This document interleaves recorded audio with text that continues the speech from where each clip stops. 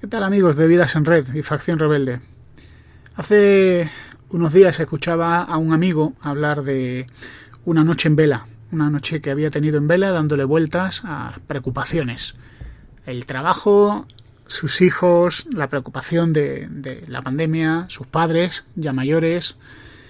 Y bueno, una noche donde no durmió, no pegó ojo, estuvo sentado en el sofá dándole sin parar a la cabeza y dándose un baño de ansiedad y de preocupaciones.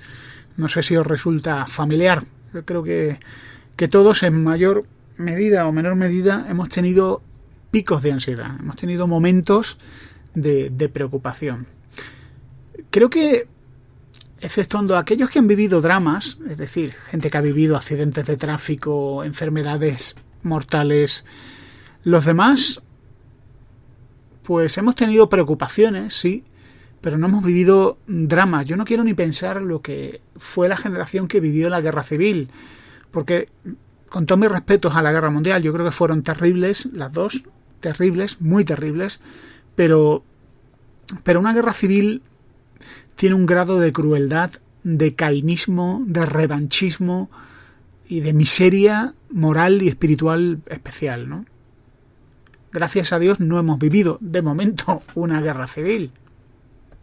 Y yo creo que no estamos ni siquiera equipados mentalmente para hacer frente a algo así.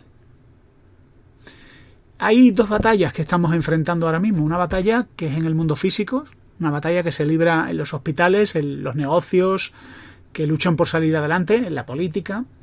Y otra batalla que sucede a nivel mental, a nivel más solitario, que ocurre en las mentes de cada uno de nosotros. Y por desgracia muchas personas no van a ser capaces de vencer la segunda batalla. Ahí están las cifras de suicidio que cada año se ocultan y las enfermedades mentales que son algo real y que afecta a muchísima gente y algo muy serio. La primera batalla, pues la primera batalla se va a terminar venciendo. Es decir, los negocios saldrán adelante, la economía, el empleo. Si Alemania, una Alemania arrasada, si la ciudad de Berlín, una ciudad que fue sometida al carpet bombing, donde fueron calle a calle siendo aniquiladas, derruidas, si ellos fueron capaces de salir adelante, si Japón fuese capaz de salir adelante, nosotros también. Pero ¿cómo vamos a enfrentar una batalla mental?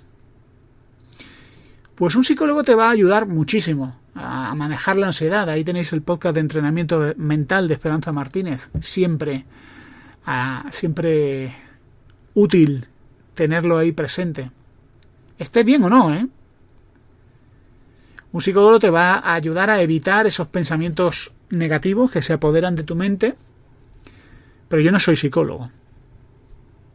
Yo soy una persona que colabora en una comunidad cristiana como uno de los responsables, y aunque no sé mucho de nada, sí me ha tocado y sí he aprendido por experiencia y por lecturas y estudios y seminarios que hemos hecho, pues cómo poder ayudar a otras personas que están enfrentando crisis. Y he enfrentado muertes en hospitales, he enfrentado personas que han perdido matrimonios, he enfrentado a gente que pierde la salud o en crisis económicas.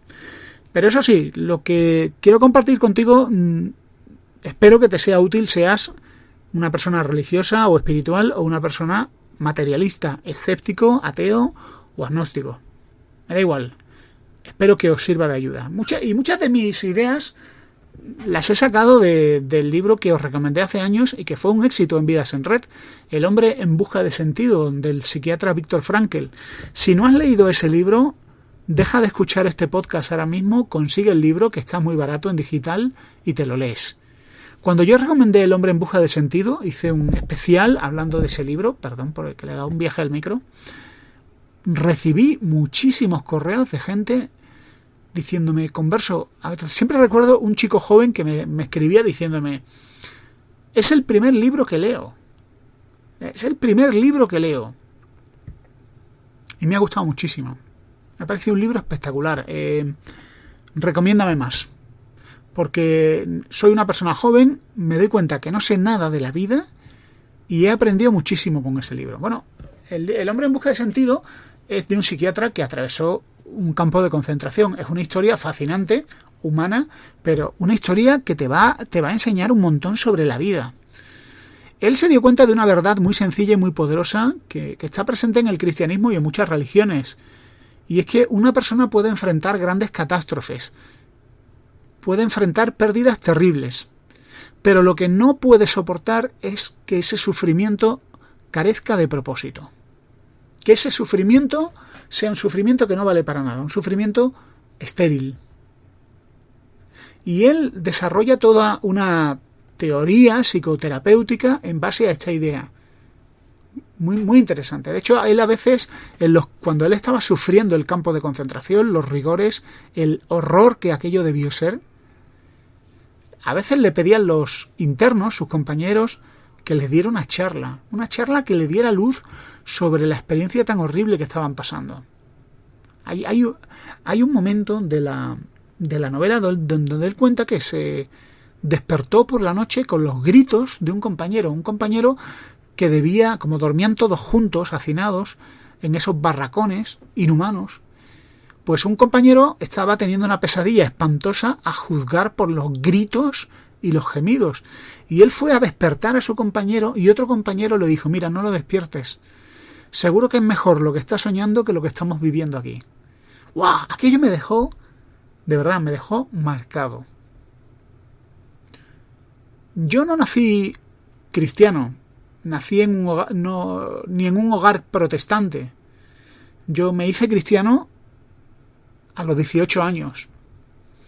En mi adolescencia, aunque me criaron como católico, obviamente, en una familia con valores, con principios, cosa que siempre he agradecido y agradezco, en mi adolescencia yo me lancé a una búsqueda espiritual, que para muchos que no entendían bien lo que me estaba pasando, pues lo interpretaban como que yo iba un poco a la deriva, ¿no? Como que era un jovencito desorientado que estaba cautivo de las modas espirituales y de los vaivenes por los que me diera en cada momento. Mi primera búsqueda fue en las religiones orientales. Me fascinaban, como os he dicho en el pasado, las artes marciales, y me fascinan las artes marciales, ya no tanto, pero me siguen gustando mucho. Me gustaba mucho la meditación trascendental, aunque en la práctica la meditación trascendental conmigo no funcionó en absoluto. Yo sé que hay muchos defensores de la MT, de la meditación trascendental, pero para mí la meditación trascendental, pues simplemente, aunque me esforcé mucho, años en practicarla, no, conmigo no funcionaba. Y durante ese tiempo tenía un cuaderno donde empecé a anotar pues todas aquellas frases que iba extrayendo de mis lecturas con la idea de construirme una especie de filosofía de vida. Ahí tenía frases de Confucio, de Lao Tse, de textos budistas, y con ellos pues iba construyéndome, pues intentando construirme un aparato, un andamio, un esqueleto que me permitiera vertebrar pues una cosmovisión, algo de lo que ya os he hablado en otras ocasiones. Una cosmovisión es una visión del mundo, un sentido de la trascendencia, un aparato moral también y una identidad.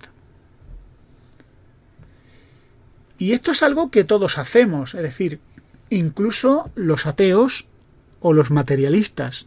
Es decir, todos tenemos una cosmovisión, todos tenemos una identidad, tenemos unos valores morales, una visión del mundo de la cual sacamos nuestros valores morales y un sentido de trascendencia, que a lo mejor ese sentido de trascendencia es, una vez que te mueres, no hay diferencia entre un perro muerto y un ser humano muerto, es decir, pues ese es tu sentido de trascendencia, no hay más allá, solo existe una vida física que termina cuando tu cuerpo se deshace, ¿vale? Esa es tu cosmovisión, ese es tu sentido de trascendencia. Pero todos necesitamos construir esa cosmovisión, sea una cosmovisión materialista, sea espiritual, sea ateísta o lo que sea. Una moralidad que sea compasiva, que sea abnegada, una moralidad que sea yo primero y yo y nada más. Y lo que esta crisis ha puesto de manifiesto, creo yo, es que la cosmovisión hedonista o el estilo de vida hedonista, en un estilo de vida que se nos ha vendido por medio de la publicidad, a disfrutar, a viajar, a comprar, a consumir, pues si esa cosmovisión es todo lo que tienes, pues el momento que sea sacudida tu vida, todo eso se va a venir abajo. Todo eso se va a venir abajo.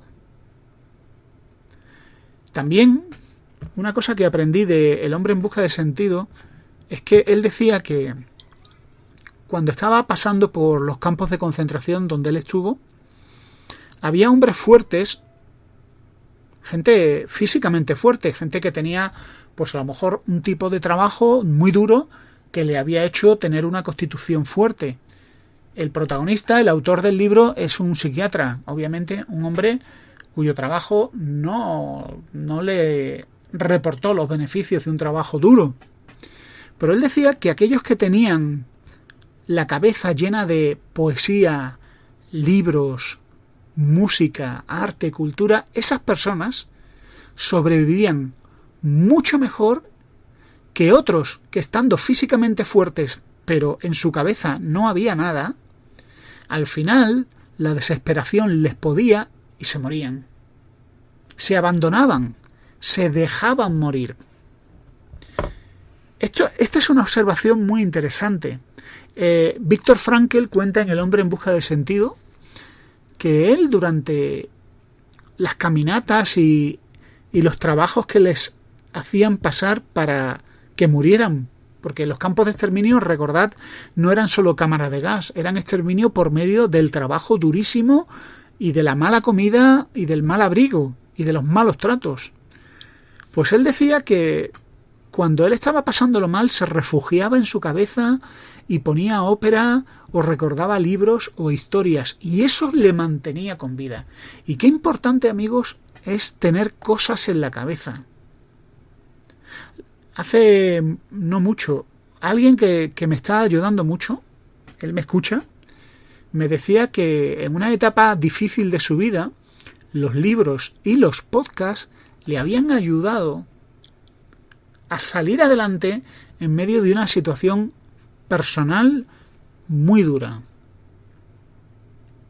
Una de las cosas que me he dado cuenta es que cuando al principio del estado de alarma dejé de escuchar noticias catastróficas continuamente porque me estaban haciendo muchísimo daño. Así que me he refugiado en los libros. Me he refugiado en las películas. Me he refugiado en cualquier cosa que me llene interiormente. Este no es un podcast de espiritualidad volumen 3 o parte 3, pero yo creo, en mi cosmovisión, por supuesto respeto otras cosmovisiones, yo creo que el ser humano es un ser tripartito, es decir, está compuesto de tres partes. La parte física, que es el cuerpo, la parte psicológica, que es el alma, donde está la identidad, la voluntad, las emociones, quién eres tú, los pensamientos, y la parte espiritual. La parte espiritual es una especie de puerto USB que nos conecta con Dios. Es decir, la parte espiritual es la parte que nos permite tener una dimensión trascendente de la vida. Así que yo creo que el ser humano es un ser tripartito, como enseña el Nuevo Testamento. Cuerpo, alma y espíritu. Igual que Dios es un ser tripartito. Pero en este melón no voy a entrar. Y hay una frase de la Biblia que dice algo así, lo voy a parafrasear, ¿no? Que nos da instrucciones en el sentido de que tenemos que ser nosotros los que tomemos el control de nuestros pensamientos y que enfoquemos nuestros pensamientos de la manera adecuada. Es decir, la mente humana, la parte psicológica, funciona mal si se alimenta mal con malos pensamientos. Así que dice esa parte de la Biblia, esa cita, en esto pensad, en todo aquello que es amable, puro, si hay algo digno de alabanza, de buen nombre, en esto pensad. Pensad en aquello que sea inspirador. Y bueno, esto tiene una interpretación directa, ¿no? ¿Quién reúne todas esas cualidades? Dios. Bueno, podéis tomarlo o podéis dejarlo. El psicólogo clínico Jordan Peterson, a quien me estáis escuchando citar con bastante frecuencia, él explica que las personas que se hunden no porque les pasa una cosa mala, sino porque les pasan muchas cosas malas. Y cuando le pasan una serie de catástrofes, la sensación que tienen es que todo está descontrolado. Y es ese descontrol el que no pueden soportar. En una ocasión estaba con un compañero de la iglesia, estábamos ayudando a una familia con problemas financieros graves.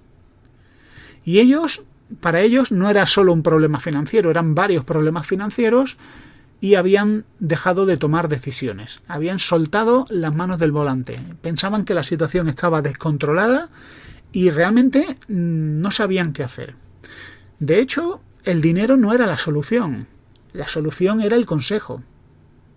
Ellos estaban abrumados, sobrepasados por la situación. Nuestra forma de ayudarles fue, pues simplemente ayudarles a tomar el control de la situación y ayudarles a tomar decisiones, sabiendo qué es lo que se podía perder y qué es lo que se podía salvar. Y de esa manera consiguieron salir adelante y hoy en día han salido adelante. Básicamente hicimos una lista de las deudas que tenían. Era algo que ellos ni siquiera querían mirar. Y esto es algo que cuando alguien está en deudas a veces prefieren ni mirar la cuenta del banco. ¿Por qué? Porque mirar la cuenta del banco le produce una ansiedad horrible. Bueno, pero ellos les ayudamos a hacer una lista de todo lo que debían. Por supuesto, cuando hicieron la lista, casi uno de los dos casi se desmaya. Es decir, no eran conscientes del alcance de la deuda. Lo siguiente que hicimos fue una lista con sus activos, es decir, aquellos recursos, bienes y dinero, así como ingresos. Y luego les ayudamos a tomar decisiones, es decir, a ver qué es más importante, perder el vehículo o perder la vivienda. No, porque no sé qué. Así que les ayudamos a deshacerse del vehículo y conservar la vivienda, ya que la vivienda era esencial. Luego renegociaron con el banco la hipoteca y pudieron salir adelante. Así que yo creo, amigos, en resumen, lo que quiero compartir con vosotros hoy es que es muy importante tener una cosmovisión, una estructura. Es muy importante tener en la cabeza cosas que sean un refugio para nosotros, literatura, podcast, poesía, arte, música, películas. Y es muy importante que si la situación nos abruma, intentar tomar el control de la situación sabiendo en qué escenario estamos y haciendo una lista de las cosas que podemos hacer y empezar a tomar decisiones. Obviamente a alguno le puede molestar mucho mis consejitos, ya que yo, a Dios gracias, no estoy sufriendo una crisis, pero sí me he visto implicado en personas que están sufriendo muchísimo y es difícil tomar distancia emocional de estas situaciones que para mí han supuesto un desgaste enorme. Y creedme que no solo ha sido una ni dos, sino que estoy en contacto, por mi vocación, estoy en contacto con personas que están sufriendo, que están pasándolo bien, personas que están disfrutando de momentos felices y personas que están sufriendo, mejor dicho, momentos muy duros, ¿no?